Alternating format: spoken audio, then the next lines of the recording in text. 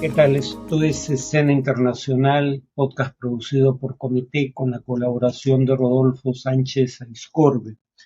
La primera noticia de hoy, 11 de abril, es que la Organización de Estados Americanos condenó la intrusión de fuerzas del orden ecuatorianas en la Embajada de México en Quito. La votación fue bastante clara, 29 votos en favor de la condena, solo un voto en contra, el del propio Ecuador, una abstención sintomática, la del Salvador de Bukele, y dos ausencias, una de las cuales fue la del propio Estado mexicano. La resolución resuelve, cito, condenar enérgicamente la intrusión en las instalaciones de la Embajada de México en el Ecuador y los actos de violencia ejercidos en contra de la integridad y la dignidad del personal diplomático de la misión. Esto después de visionar las imágenes de las cámaras de seguridad de la propia embajada mexicana en Quito, en donde se ve a los policías apuntando armas de fuego hacia funcionarios y reducir al suelo a Roberto Canseco, el encargado de la misión diplomática. La moción, sin embargo, exhortó a las partes, a México y Ecuador, cito, a que inicien un diálogo y tomen acciones inmediatas para resolver este grave asunto de manera constructiva.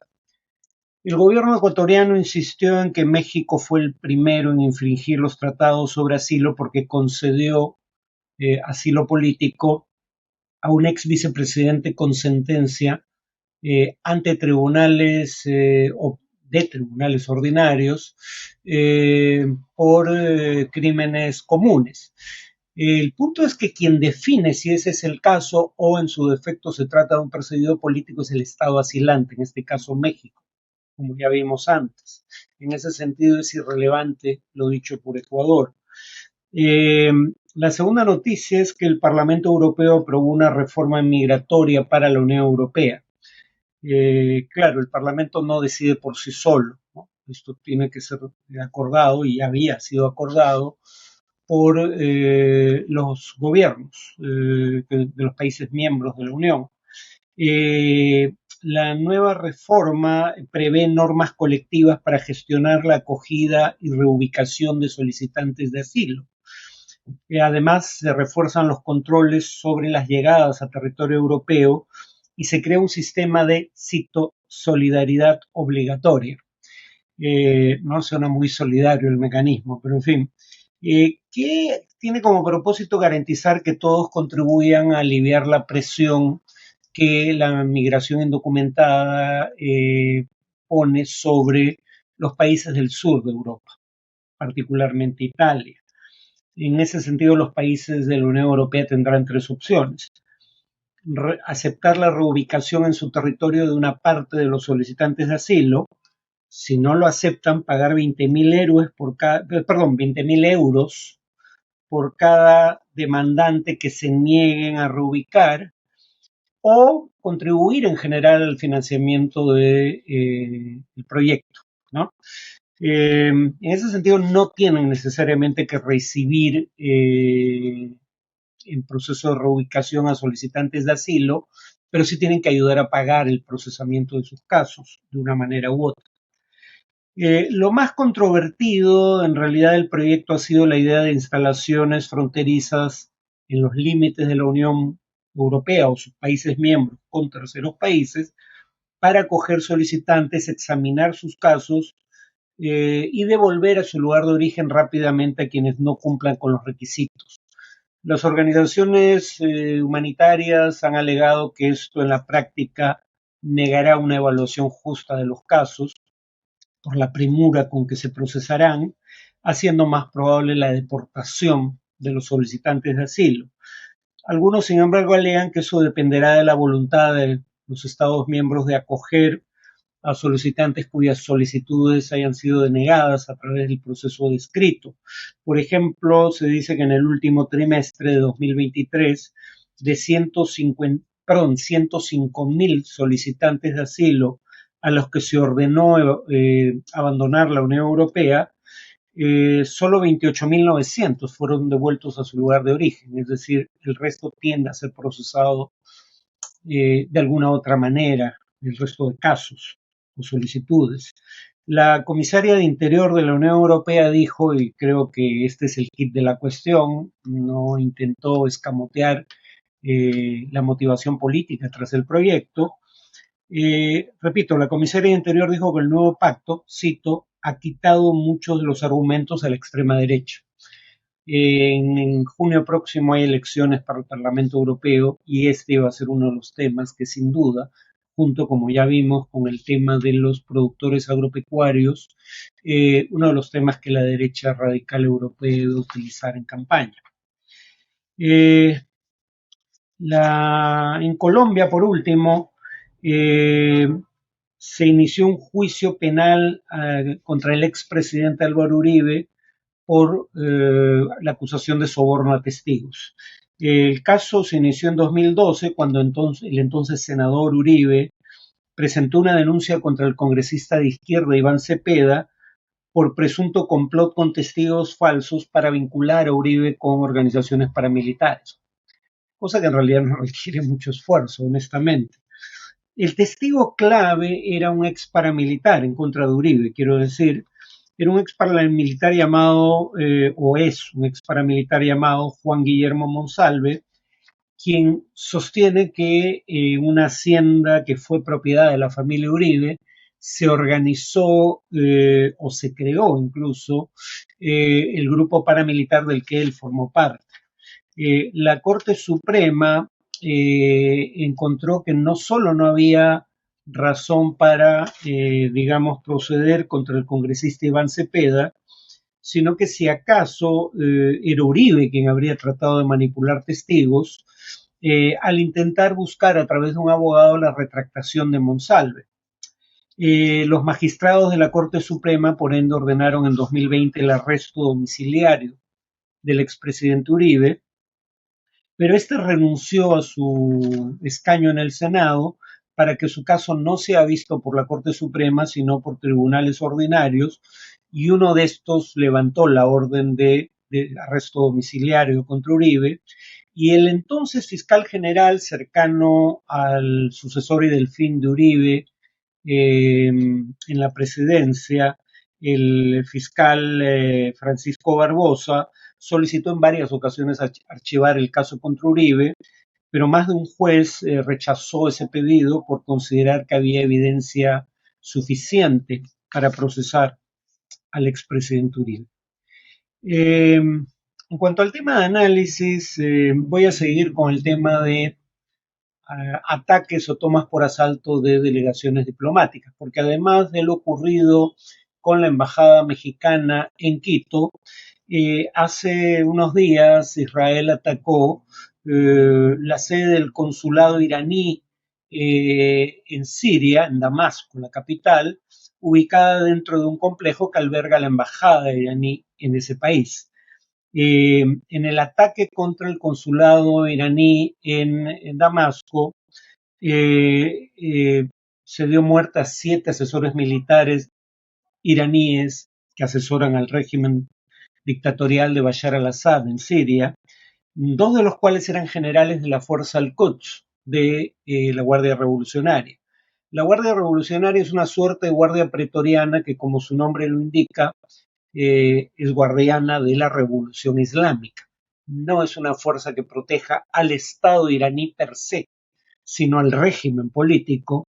Y la fuerza Al-Quds dentro de la Guardia Revolucionaria es la fuerza que coordina y adiestra y apertrecha a los aliados del régimen iraní, grupos irregulares armados como Hamas, Hezbollah, o los hutíes de Yemen.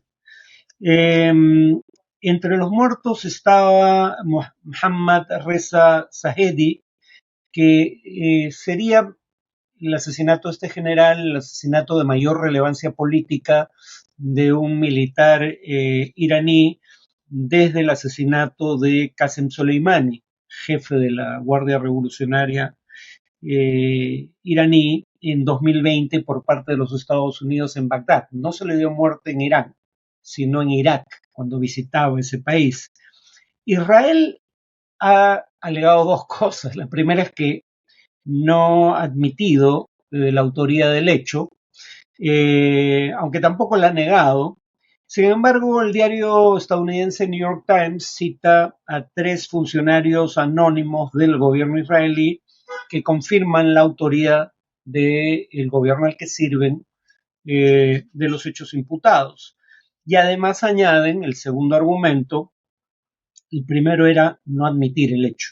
El segundo es admitirlo, pero decir que el edificio atacado era un edificio de la Fuerza Al-Quds, de la Guardia Revolucionaria, y no una sede diplomática. De hecho, el argumento es de acuerdo con, según lo cita el New York Times, de acuerdo con nuestra inteligencia, no se trataba ni de un consulado ni de una embajada. Ahora, parece haber acuerdo en que sí era la sede de la embajada iraní en Siria. Tal vez haya sido utilizada para fines que no son habituales en una misión diplomática, pero sí era la sede de la misión diplomática. Y algunos dirían, bueno, la inteligencia israelí también identificó como blancos legítimos los 3 autos que configuraban el convoy del World Central Kitchen, ocasión en la que dieron muerte y aceptan que fue por error a 7 cooperantes vinculados a la ayuda internacional en Gaza. Entonces, que la inteligencia israelí diga que no era una embajada o no se trató de un consulado dentro del complejo donde estaba la embajada, digamos que puede ser tomado con reservas. De cualquier modo, además, Israel no ha parado mientes en atacar blancos, tanto iraníes como de milicias aliadas de Irán en Siria desde hace años, ataques que se han incrementado después de el ataque a su vez de Hamas contra civiles israelíes del 7 de octubre del año pasado. Y además, dentro de este proceso, Israel también ha atacado blancos de milicias proiraníes o líderes iraníes, no solo fuera de Irán, sino también fuera de Siria. Por ejemplo, ataques de precisión contra Seyed Razi Mousavi, dirigente iraní, creo que fue en el Líbano, y también un ataque en el Líbano de precisión contra Saleh al-Aruri, dirigente en el exilio de Hamas. Pero en todo caso, si bien los ataques israelíes contra blancos iraníes y de milicias aliadas de Irán han sido una constante en años recientes, hasta ahora no se había atacado una embajada iraní, ¿no? Y esto es grave por las razones que mencionamos en el podcast anterior, sobre todo porque es una violación flagrante del artículo 22 de la Convención de Viena sobre Relaciones Internacionales, que considera que las misiones diplomáticas son inviolables. Ahora, un vocero del Ministerio de Relaciones Exteriores de Irán dijo que ese país se reserva el derecho a tomar medidas recíprocas y decidirá el tipo de castigo al agresor en un momento y lugar de su elección. Pero dicho eso, un comunicado del Ministerio de Relaciones Exteriores iraní hizo notar que lo hecho por Israel era una violación de todas las obligaciones y convenciones internacionales, y el Ministerio de Relaciones Exteriores iraní nuevamente pidió una reunión de emergencia del Consejo de Seguridad de la ONU para abordar el tema. Como acabamos de ver en el caso de Ecuador, de ser ese local de la embajada iraní, sería un caso flagrante de violación de un tratado internacional. Tal vez no tengamos una votación tan abrumadora como la que mencioné en el caso de la OEA en contra de la acción ecuatoriana, pero muy probablemente habría una mayoría suficiente para condenar las acciones de Israel en el Consejo de Seguridad de la ONU.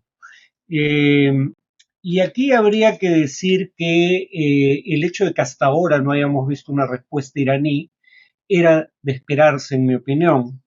Bueno, algunos dirán, lo estás diciendo días después del hecho. Lo dije en entrevistas en medios inmediatamente después de ocurrido el ataque. ¿Por qué yo no esperaba, en todo caso, en lo inmediato, cuando menos, un ataque en represalia de Irán? Bueno, en primer lugar, porque Irán nunca ha respondido directamente a Estados Unidos o Israel en territorio estadounidense o israelí cuando se han producido ataques en su contra o en contra de sus aliados. Eh, por ejemplo, en una ocasión anterior, frente a un ataque israelí contra intereses iraníes, Irán respondió con ataques de drones y misiles contra lo que calificó como una base del Mossad, es decir, de la inteligencia exterior israelí, en Irak, en el norte de Irak, de mayoría kurda más específicamente, sin aportar pruebas de que el local atacado fuera una base del Mossad. Lo hizo en 2022 y lo hizo incluso, si mal no recuerdo, también este año, a principios del mismo. En el caso de Estados Unidos, recordemos que en los 4 meses siguientes a los atentados terroristas del 7 de octubre de 2023, Estados Unidos alegó que sus tropas en la región habían sido blanco de 170 ataques, 20 veces más ataques de los que habían sufrido en los 4 meses previos al 7 de octubre de 2023.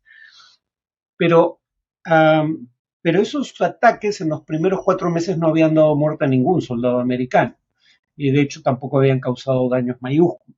Es solo cuando estos ataques dan muerte a 3 soldados estadounidenses, cuando el ataque se realiza contra una base de ese país en el norte de Irak, si mal no recuerdo, no, en el sur de Siria, sin consentimiento, base que está ahí sin consentimiento del gobierno sirio. Recién en ese caso Estados Unidos lanza una represalia de cierta envergadura y desde entonces los ataques contra objetivos militares estadounidenses en Oriente Medio se han reducido dramáticamente. En lugar de escalar respondiendo al ataque americano, Irán prefirió recular, digamos, ¿no?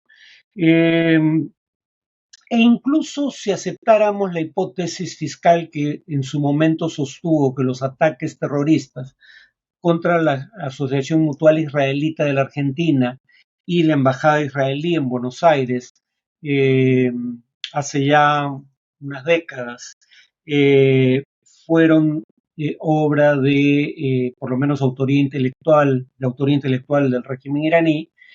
Uno, habría que decir que no hay un fallo judicial que establezca tal cosa al día de hoy, décadas después de ocurridos los hechos, pero que si fuera real la hipótesis fiscal de que Irán estuvo involucrado, habría que recordar, uno, que aunque fue un ataque contra una sede diplomática, no fue en Israel, ni siquiera fue en el mismo continente en que está ubicado ese país, sino en la Argentina, y que probablemente eso haya tenido más que ver con el respaldo que el gobierno de Menem en su momento dio a la invasión de Irak, encabezada por Estados Unidos, de la que no participó Israel, pero además a quien se culpó como autor material de al menos uno de los atentados era un miliciano de Hezbollah, del que no hay pruebas que haya estado jamás en la Argentina, dicho sea de paso.